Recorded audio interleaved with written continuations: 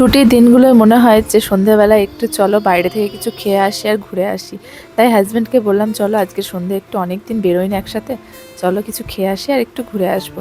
আর কিছু কাজও ছিল, তো সেই মতো এই যে রেডি হয়ে, ছেলে ছিল টিউশন, তাই ওকে টিউশনের মধ্যে দিয়ে এসে আমি আরও বেরিয়ে পড়লাম। তবে আগে খুব বেরোতাম তিনজন মিলে একসঙ্গে, সন্ধে হলেই ঘুরতে বেরিয়ে পড়তাম।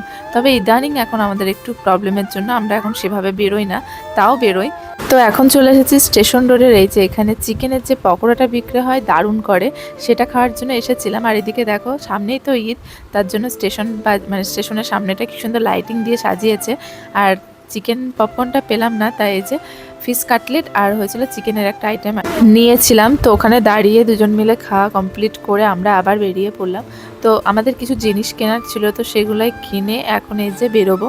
তো তার আগে আরও কিছু জিনিস কেনার আছে, আরও দোকান যেতে হবে, তাই বড় মসজিদের ওখানে এসেছিলাম। আর এখানে দেখো কত সুন্দর লাইটিং দিয়ে সাজিয়েছে, কিন্তু লাইটগুলো এখনও অন করেনি। যখন লাইটগুলো অন করবে দেখতে কিন্তু দারুণ লাগবে। তো এখান থেকে এই যে বিস্কুট, তারপরে পাউরুটি, এগুলোই নিলাম। আর এগুলো দেখতে আমার খুব ভালো লাগছিলো, লাইটিংগুলো যখন জ্বালাবে কত ভালো লাগবে, তাই না?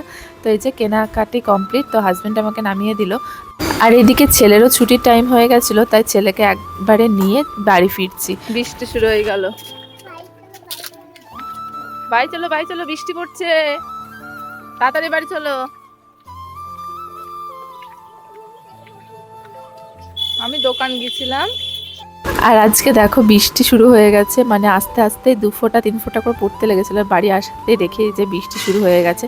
তো তো কোথায় কোথায় বৃষ্টি হচ্ছে একটু কমেন্টে জানিয়ে যেও তো। তারপরে এই যে কি কি কেনাকাটি করেছে দেখে নাও, সব কিছু বলা সম্ভব নয়। তো আজকের মতো সবাইকে টাটা।